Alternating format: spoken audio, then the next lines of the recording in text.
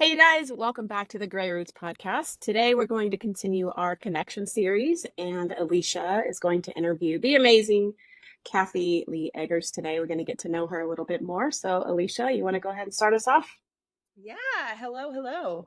Um, Kathy and I have known each other for a very long time, at least 25 years plus. Kathy, you Wow. want to share a little bit about how you met Carrie and I?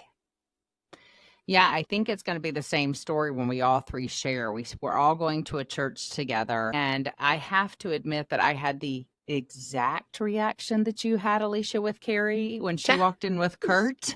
I mean, literally, word for word, I was imagining that moment thinking, oh my gosh, I thought the same thing. And they were holding hands. And I thought that was a little creepy at first Because because he was premature graying. he was That's why. premature. Kurt, like You sweetest. look And we're so going to young. hear. And you, I mean, right now you look like you're 20 years younger than me, and you're not. But I do remember that was my first impression. So it was exactly the same. And then well, I'm going to tell the other story when I talk about Carrie later on, when we interview Carrie, because I do have some great stories about that. But Alicia, again, yours was your boys. I remember meeting before you. It wasn't a Bible study. And then I just remember thinking you should be on a TV show. I mean, it's the same story.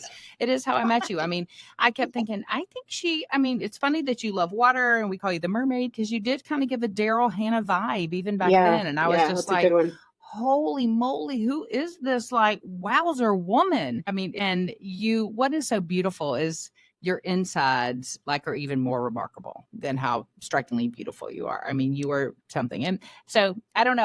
I do clearly remember so many years ago meeting you both, but it was very different first impression. I feel like maybe a reality TV show with my boys we could have rocked it back in I the day mean, for girl, back sure. in the day, you could have been the show to watch. Forget the Yeah. Duggars. They would have been watching Yeah. you. Yeah. So I I'm would gonna have jump watched in. that. Can I jump in? Tell my first impression of you, Kathy, was just, Oh, sure. same. We're at the church, and like Alicia had mentioned before, that when you walk into the room, it was just you had this presence about you, and that attracted me to you so much. And also that you were the yes mom. You would say yes to your kids. You would say yes to jumping in. You just loved so big, and you still do. That's Mm. still who you are. And I wanted that. You just gave off this vibe, and I was like, I want that. I need that. And so I was just attracted to you in that way. And you were so amazing, just the way you handled your kids and just life in general, just loved so well. So thank you for Wow. that. You have made an impact on me and my parenting and who I am as a person because of that. Okay, I And I have don't think, chills right now. This feels like this is your life. I need some tissues. That's yeah. so sweet. So That's so sweet. I don't know what to say. Thank you. I appreciate that. Yeah. Well, Where Kathy, do we go now? speaking of parenting, Yeah. you have a very different story than Carrie and I do as far as your journey to becoming a mother. Tell us a little Yeah. bit about that. I mean, this could be a whole episode, just how I became a mother, and I'll try to make it as brief as possible. It's not brief, but I'll try and do that. Listen, I've always wanted to be a mom. When I was a little girl and I could dress up, I dressed up as a mom. It's what I was meant to do. And so I remember when I was in college, I had a family. They're still so important to me. They adopted two children. Additionally, they took in a 13-year-old girl who got pregnant, and Oh, her family had kind of shipped her away to, lack of a better term, just because of embarrassment or the things back in the day. So she went and lived with this couple that were friends of mine. I got to mentor her during that mm, pregnancy. She decided to place the baby for adoption. You guys, it was gut wrenching. I'm like a 20-year-old girl mentoring this. She turned 14 during the pregnancy. And I knew I wanted to be a part of the adoption world. I just thought I have got to connect with birth moms. I have got to connect with adoption. Between this couple who had adopted children, this girl who was placing a child, I knew adoption would be in my life. And so I remember when I met my first husband, and I'm like, okay, just so you know, this is the plan. We're going to have 3 kids and then we're going to adopt a baby from China. But this is how it's going to go. And so it didn't quite happen that way. But when I was working as a director of a child development center, a lady came up to me and she said, hey, listen, I have a sister who needs to place an 8.5-month-old baby for adoption. Do you know anybody? And at that point, we had been married about 5 years. We had not gotten pregnant. Pick me, I said. Pick me. I'll adopt that baby. I have no idea. I don't know anything about adoption. Y'all, 24 hours later, I had a baby. 24 hours later, I had an almost 9-month-old baby. Zero planning. I didn't even know legally how you adopt a baby. I had to call somebody. I had one client in my school that had an adopted child, and I'm like, hey, how did you adopt a baby? Like, how do you do that? So a Friday night at 5 o'clock, I find an attorney, and the attorney's like, usually it doesn't work this way. You usually don't have the baby and then call me. Anyway. So here we were, 24 hours later. We just sold a house, moved in an apartment. We had a baby. It was wild. It was the most delightful, beautiful thing to become a mother that way. I can remember it all so vividly. And that child is now about to be 30, and that blows my mind. So that was my first child, and how adoption continued. So I don't know how far we're going to go, but that's how I became a mother. Okay. And so was that John Michael? That was John Michael. Yep. Okay. Yep. Okay. Very, Yeah. very cool. Very cool. Yeah. So how old are all your kids now? Okay. So I went on to adopt quite a few more. In fact, 6 of my 8 are adopted. And they now are 40. Melvin was brought into our family as an adult from Guatemala, so it's kind of out of order. Then next in age is Carlos, who is 32, also brought from Guatemala.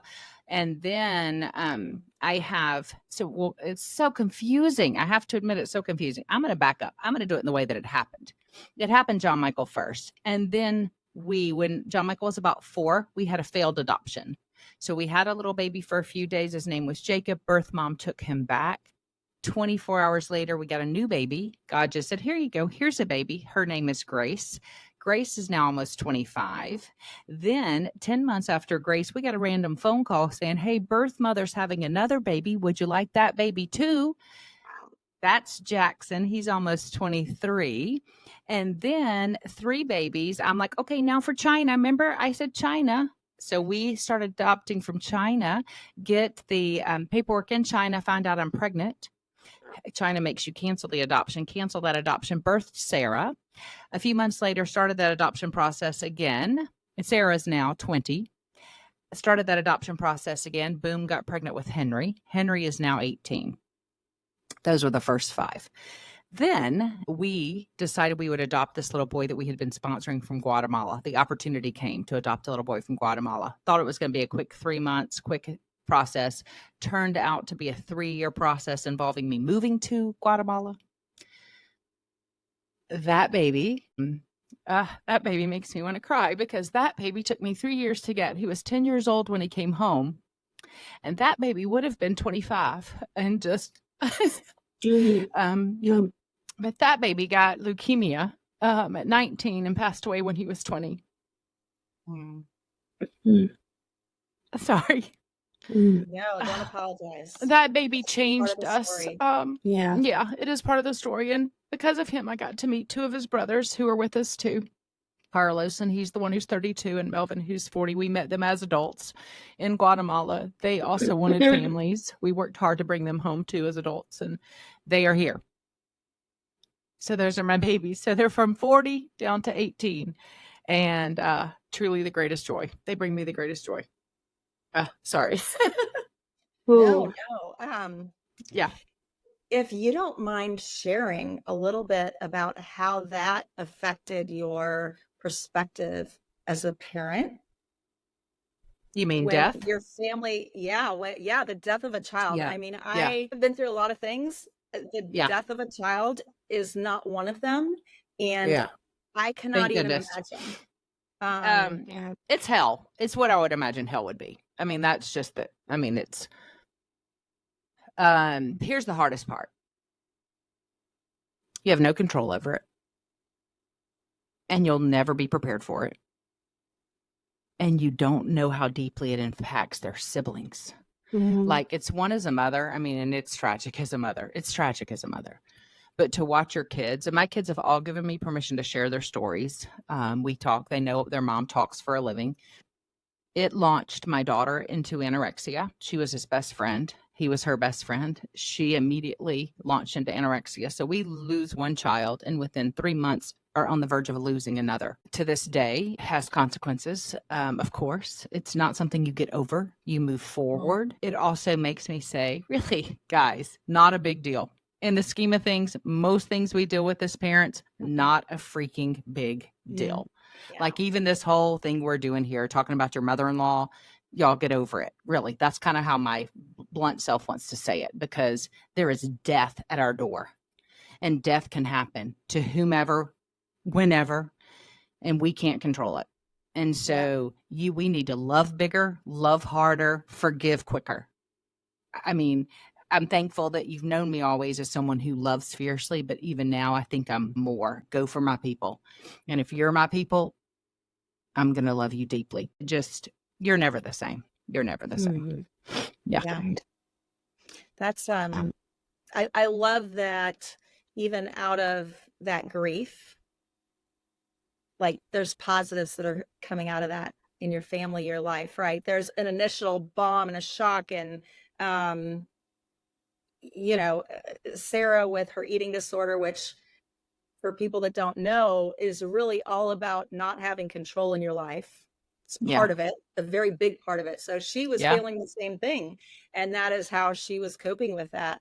But now it's launched her. Sorry to interrupt you. Now it's launched her into being a therapist, and she's going to. She changed her career choice from a lawyer to therapy because she sees that she's going to be able to help other young girls with trauma and grief and disordered eating. So how beautiful! How freaking! I mean, how beautiful is that? Yeah. And I hope that me sharing will help someone.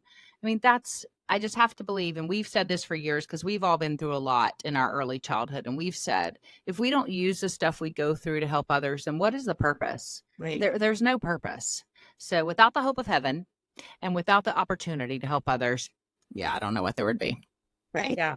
Just the urgency that it's created in you to, you said, love harder, forgive faster. How many times do I even hold on to something? I'm like, what am I doing? Like, what is that? Why am I holding on to that? That doesn't benefit me at all, for one. So thank you so much for sharing that. I know that's not been an easy part of your life or your story as it moves forward. So let me kind of shift from that to, how many grandkids do you have? Tell us. Little sugars. You have a whole brood, girl. I do have a brood, which is hilarious because they're all from one son and daughter-in-law. So what is to come? I cannot even wait for. So my son Melvin and his gorgeous wife Caroline, who I love. I joke, I'm like, in some ways she's like my mini me. We have such a sweet relationship. They have 6 babies, twin boys that are 8. They have a little sweet Eleanor, who's the little second mama, who's 6. Malachi, he's Joshua Malachi, first name after our son Joshua. Joshua Malachi is 3. And then our new little babies, Florence and James, are about 9 months at this point. So they will be 1 in November. And I don't get to see them enough. We moved last year from Atlanta, so we were only about an hour and a half away from them, which was fabulous. We could run up there all the time for a quick visit. We moved to the Lake Martin in Alabama. So now we're 4+ hours away, which definitely puts a wrench in my running up to see them. But listen, Grandparents' Day is coming up, and I will still be there. I will still drive 4 hours for my 15 minutes with food I can't eat and books that they want to buy for a fundraiser. I will do that for those little babies and be there. Yeah. So you have 2 daughter-in-laws? 1 daughter-in-law? Oh, I have a million daughter-in-laws. I have 4 daughter-in-laws because I also have 2 bonus children. I didn't even mention Tom and Matt. So my husband, Jeff, lost his first wife to cancer. And so I gained 2 boys that are, to be honest, are still getting used to me after all these years. They're not so sure about this yes mom that has walked into their life, but we're working on it. And one is married and one has a partner, and they, I don't know if marriage is in their future. I'm thinking it is. I don't want to put that before them. Hopefully he'll ask her soon. Sorry if they're listening. But then I have daughter-in-law Emily, who's married to Carlos. She just became a nurse, so I'm so excited for her, and she's just worked so hard. And then I have my sweet Ashley, who is married to John Michael, the first one that I adopted. And so I have lots of daughter-in-laws with more to come because I've got more boys. Of my 10 total, 8 boys, 2 girls. So I'm going to have many more daughter-in-laws than son-in-laws. Yeah. What is your what's your favorite thing to do with your grandkids? So we have some traditions that we do, but my favorite thing is probably our bedtime routine when they come to my house. They always know what we do. I have these little fairy lights that I bought. Actually, they were Valentine lights, to be honest. I always do a Valentine table for my kids, and I bought them for that. But Eleanor came to visit right after, so they're her fairy lights. So she goes and finds them in the drawer, and we hang them up when she comes. We have to hang them wherever she's sleeping because that helps her with the fairy lights. And then I always am buying new books for them. I am a huge fan of literature for young kids and good books. And so every time they come, I try to have a new book. Kisses from Space is my new one. Actually, a good friend of mine wrote Yes. it. And so we're going to be reading Kisses from Space when I see them next. But I always have books. So they know that about me. And so every time they come, I do their bedtime routine and I read them their books. And it's just something we love to do together. It's probably my favorite thing we do. That's awesome. That's and Yeah. just to kind of a side note that I got that same book. You had recommended it to me, Kisses from Space. I read Yes. it to our oldest grandchild, Elise, my granddaughter.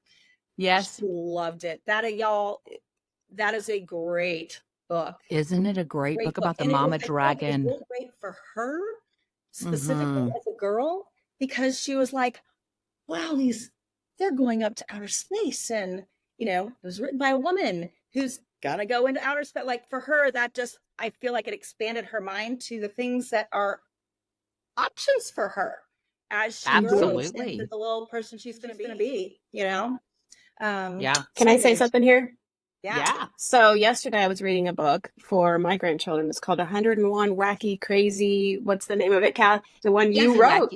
easy, wacky, crazy activities for kids. It's a Yes, so this mouthful. whole early childhood development kind of has always been a part of your story. And I you've wrote that when been, I was 30, that book. That I wrote that I was such a baby when I wrote that book. Yeah. it's so good with practical advice. And then you have Play Skillfully and that whole curriculum now. So and just sharing your story, your heart for children in this next Mm, generation.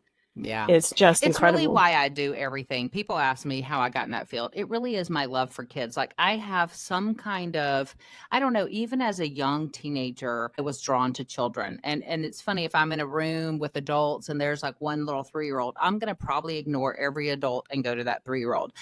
Maybe that's where I am, mentally, I don't know. But I really do connect with children. I think it's a gift from the Lord, but that's my motivation to talk to parents and to grandparents is because guess what? They're the ones impacting children. I can't impact all those kids myself. So the best way to do that is to teach the parents and teach the grandparents how to play with their kids and how to connect with their kids.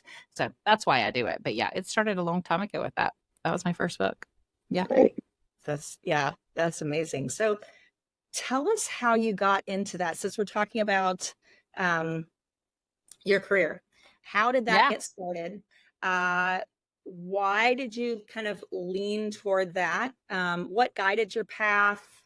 All Yeah, those that's things. such I a was I feel sure. like when I was younger, I did a lot of things with kids. I had always, like you, I'd always wanted a bunch of kids. I was going to have kids. I was going to adopt kids. I was going to have all these foster kids at my house. When I was 9, I remember telling my mom that I decided I was going to have 50 kids. Now, at 9, I didn't know what that entailed, Yeah. right? Yeah. So I would have been like 80 having kids.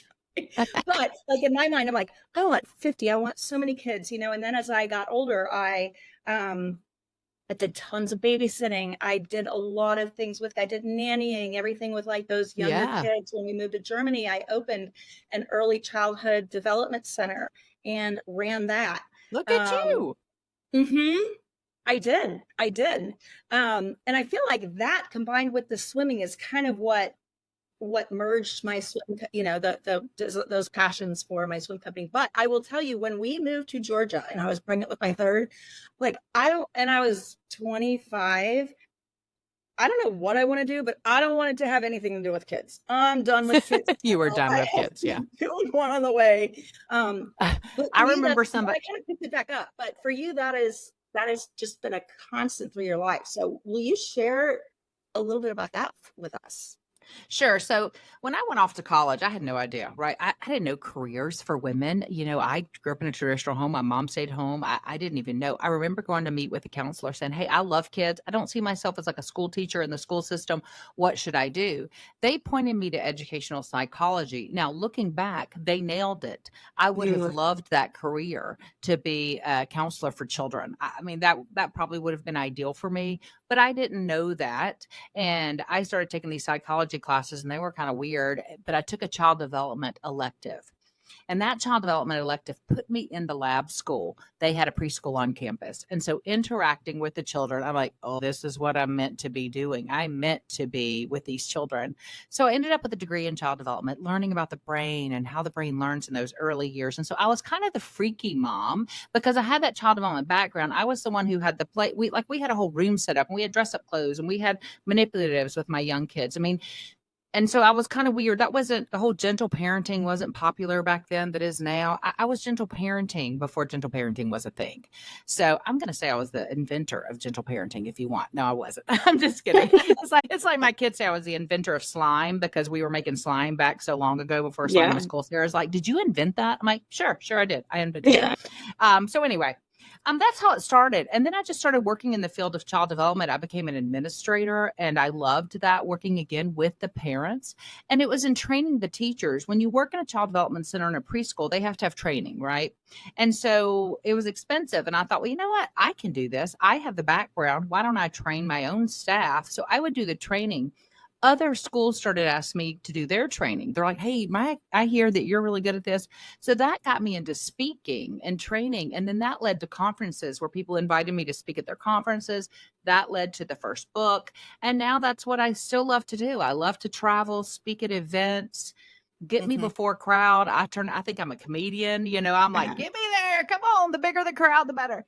But it really is because when I see that 3-year-old and their curiosity for life, their passion for life, they're just aha moments before my eyes. There's something in that that warms my soul, and I never want that to leave. I want every child to get the childhood they deserve, and that's full of wonder and discovery and play. So Mm. that's kind of So it. beautiful. That's Yeah. cool. That's very So cool. Well, I beautiful. don't know if it's beautiful. It I'm is. sure that was a nice sound on the audio. If you didn't see that video, you're like, "What just happened?" Anyway. Oh my goodness. And So as you see, my puppy climbed in my lap as we were doing this. So he's oh, going is to be Winston close with by you too. today? Winston is right here in the lap. Here he Oh, is. see Wait, Yeah. it's Winston. he's He's just such a another snuggle. kid. He's He so is like, sweet. he thinks that. Yeah, he thinks he He is. is so sweet. So, for fun, what do you like to do for fun when you're not being a mom or a nana or a wife? Yeah. Kathy Eggers, what is she doing for herself for fun? Well, listen, if my body wouldn't fail me, my favorite thing on the planet is tennis. I love playing tennis. It's just my favorite. So we now live on a lake in the middle of nowhere, as I mentioned. So tennis courts are not readily available. Number one, I have some crummy knees. Number two, but I can do it. We played a few weeks ago at the beach, and I was hitting that ball pretty good. So tennis is my favorite. I don't get to do it as often. So we go on walks and we get out on the boat and we have people over. I do love hospitality and hosting friends and that. But my goal is to go to all the tennis slams, right? The majors. I am headed to the US Open soon. I've already been there, but I have not been to the French or the Australian, or Wimbledon is my ultimate bucket list, is to go to Wimbledon in Okay. London. So Jeff Eggers, if you're listening, you better start saving some money and take me to Wimbledon. So that's my favorite, tennis. I'm a lover of tennis. Love to watch it, love to play it.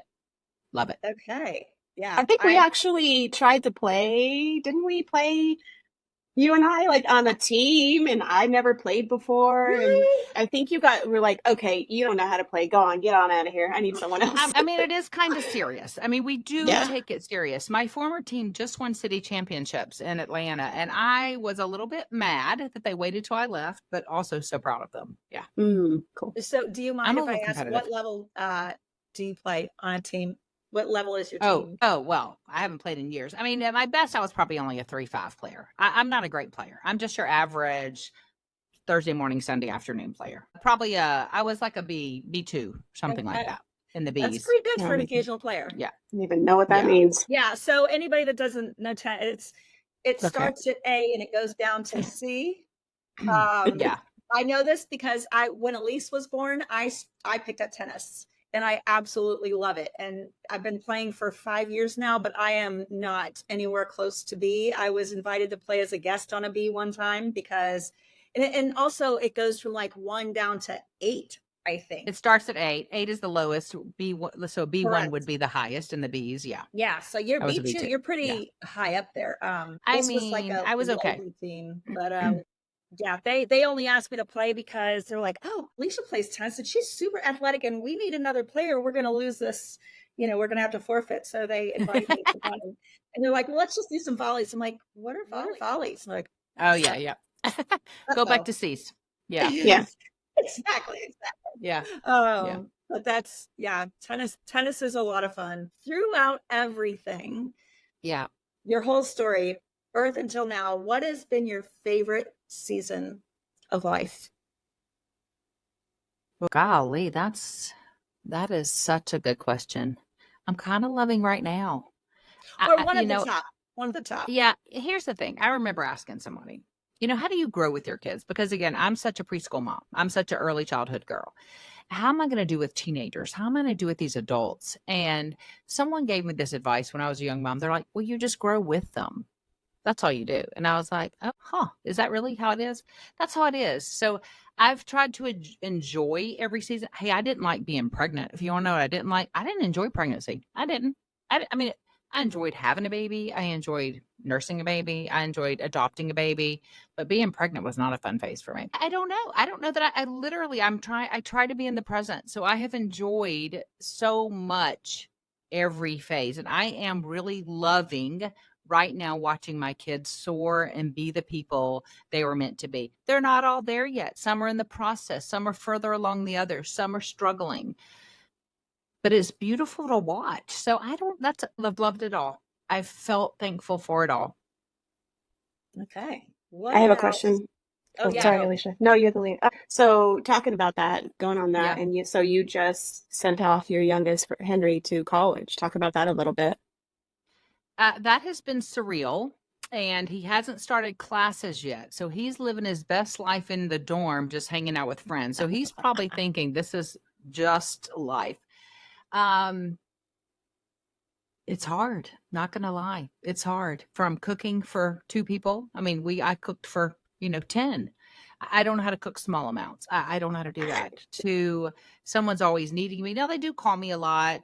Some call me more than others, but I'm on the phone a lot with my kids and even daughter-in-laws, and some more than others. I don't know. It's real surreal. Surreal is the word. I'm gonna miss the heck out of them. They're 3.5 hours away. My 2 babies are at the same college at Mississippi State where I went to school. And I plan to drive that path from here to there quite often. That's great. Yeah, that's a hard season. The kind of feels like the closing of a chapter. It does, but it's happens, kind of but it's also- fitting. Go ahead. I was gonna say it's fitting with me. I have been speaking for a lot of years and I've been writing for a lot of years. But when Joshua got sick back in 2019, I stopped. Like I really did. I mean, I've dabbled since then trying to get back, but I just couldn't do it. There was something that didn't feel right. And within the last few months, I knew it was time. I knew it was time to get back to what my purpose is. And my purpose is to impact those who work with children and who love children. And so the timing has been sweet that here I am. Now I have the time to pour into moms and the time to pour into grandmothers and the time to pour into those that are working with children. It does ease the pain a little bit because I know I'm hopefully helping the next generation. Yeah. Yeah. That's great. Yeah. So, and we're going to kind of wrap up here in a little bit, but, I talked a little bit on the previous podcast on how this idea of Gray Roots podcast got started and launched and planning up until now, right? Why did you specifically want to do the podcast? What did you have a goal, a vision, burning inside your heart, something that you were like, we got to do this. We got to make this a reality. Listen, I think it was a burning with you two that I wanted to do this because when we were sitting at the lake talking and we all were saying the same thing, we all long to have a relationship with our children that's better than the average. We long to make a difference. And it doesn't have to be that way. We don't have to be the mother-in-laws that our daughter-in-laws are drinking tequila to put up with us. We don't. It's true. So someone's got to say it, and why not us? I mean, someone's got to like poke the bear, if you will, to get to a better result, to say, hey, let's just talk about this. I know it's uncomfortable. It's uncomfortable for me, but I'm not here to piss you off and ruin your day. I really do want to make things better for you, or want to help, or stay out. But in order to do that, we must talk about it. I'm a big fan of talking. If you haven't figured that out, my kids will tell you, we talk about everything. And it's the only way to make it better, is to get through it, as hard as it is. And so when I mentioned it a little bit yesterday, when I wanted to write the book about for grandparents, I wanted to write an activities book, and I'm still doing that. I'm in the process of writing right now, The Grandparent's Guide to Playing Skillfully. It's coming. But I realized there were deeper issues. These women who came to my house helped me realize there were deeper issues. And I just didn't know how that was going to happen. And then you girls came along, or we reconnected, and it was like, oh yeah, this is how it's going to happen. So I think the three of us bring different perspectives, but we bring similar perspectives. And I think together, I think we're going to see some change in relationships. And I cannot wait. Yeah. I cannot wait. Yeah. So Yeah. you are the reason I got passionate. And let's throw out there, the first name we came up with was the Dirty Grandmas. So we will forever always be the Dirty Grandmas. Well, that is to my darling friend, Carrie Vosick, who, if people listen to my podcast, they know her. Carrie is the one who, when we were sitting around talking about podcast name, I mean, not podcast, Instagram handles, she's like, you should be the Dirty Grandma, because I get dirty and messy with kids. That was the root, but it sounded kind of funny for us. And then we had some side eyes. So we went to Grey Roots. Secretly, we're still Dirty Grandmas. Right. On the inside. That's our alias. AKA. Yeah, I noticed even on our Riverside where we record these podcasts, if you notice, look up right now and it says the Dirty Grandmas podcast. Yeah. So I'm keeping it. I'm not changing it. Yeah. So that's funny. Yeah, it is funny. Carrie, I'm going to ask you, can you share a memory that you have of Kathy? Just one.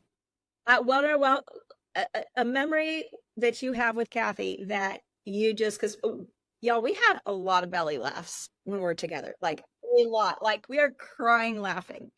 True. I've never experienced that with anyone else. These girls, can you share with us a memory that you have of Kathy that you had belly laughs? Well, the hard part about that is most of the, Kathy, you and I, most of our memories are back when Kurt died and how you showed up for me and my kids. And so there weren't many belly laughs back then. No. It was her, showing up for me. And a specific memory I have is you were having a professional photographer come to your house and you said, hey, why don't you just bring your kids and you guys can get your family pictures too? Like, who does that? Who thinks about I don't even people? remember that. And that's one of our our best pictures as a family when my kids were little, of that during that time. And so just reaching out to us, loving on my kids so well, even though you had all of these of your own, it wasn't a belly laugh time for us. And so now getting to do that now, and even you coming on a little bit of the other side of Joshua and that heartbreak, you're able to laugh now too. And so am I. And so it's been really fun for you and I to have that relationship now and be able to do that now. I mean, I'm just thinking we did a spa day at the naked spa day. The naked spa. And you know what? I'm not as comfortably naked at almost 56 as I was, back at 26 when we met. That was a real uncomfortable thing for me. But girls, we had a blast at the naked. We got lost from one another. We envisioned this whole day, but it was wild. But it was very fun. It was awesome. So we have had some belly laughs. I'm looking forward to our upcoming trip together. We're going to have more belly laughs. So I love that about us. We do get ridiculous, and that's fun. We all need to get ridiculous from time to time. For sure. And because of the history that we have, we're able to do that without judgment. Like, I don't care. Let's just be ourselves. We've seen each other through it all. Yeah. Yeah. I think the other thing that we have done really well is it's just giving each other a lot of grace. I don't ever remember like looking at you guys thinking like, oh my gosh, I can't believe she's doing that, but okay. There was just none of that because I felt like we were just all like so like sinking in the mud that we're just like, hey, how can we pull each other up instead of just having that judgment cloud our friendship? And I think because of that, it's lasted this long. And none of us really, I mean, we didn't really plan that. It just kind of happened, and then paths crossed. And we have gone through times where we haven't talked for like months, and then somebody will text. Years. Years. Right. Yeah. Years. Sometimes around birthdays, we all kind of share a little cluster birthday together within like a month, 6 right? weeks. Yeah. Yeah. And but it never mattered. We just picked up right where we left off. So anyway, well, I am going to wrap up. Carrie, is there anything else that you want to share about what we know about Kathy before? Oh, I just adore her. She loves big, as you guys have just heard from her story. She's amazing, and I want to be like you when I grow up. Stop it. Do not say that. I want to be like you ladies. Well, listen. I'm not growing up, so I'm not going to be able to be like either one of you. Fair. Hey, listen, I love y'all, and thank you for doing this. I think this is going to be great, and I'm just excited for us all. So I hope they've gotten to know me and even you some through this one. Yes, and it's my hope, those of y'all that are listening out there, we are here. That's the other thing about, I feel like the three of us, we've always been very transparent, very real. If it's ugly, we say it's ugly, and that's just how it is. And I hope that some of you can feel a connection to that and just feel like, listen, you are not the only one out there. You are not alone feeling that this is hard and people are mean and just whatever it is that you're going through. Just be real. True. Find those people that you can really lean on when you need it, and just, don't pretend. So anyway, preach it, sister. Preach it. If you, right. If you, right. Nobody got time for fake, ladies. Nobody got time for that. All right. So love you, Kathy. It has been a pleasure. Love y'all. Interviewing you, getting this little get to know Kathy. Alicia. If y'all have any questions about Kathy's story or want to know more, feel free to reach out to us, DM us on the Grey Roots podcast. We would love to hear from you and connect to you. Absolutely. As I think that's all of our hearts, is to really mentor and connect with people who we have had experiences that are similar. So absolutely. I'm going to wrap up here. All and right. y'all have a great rest of your day. Thanks so much for listening.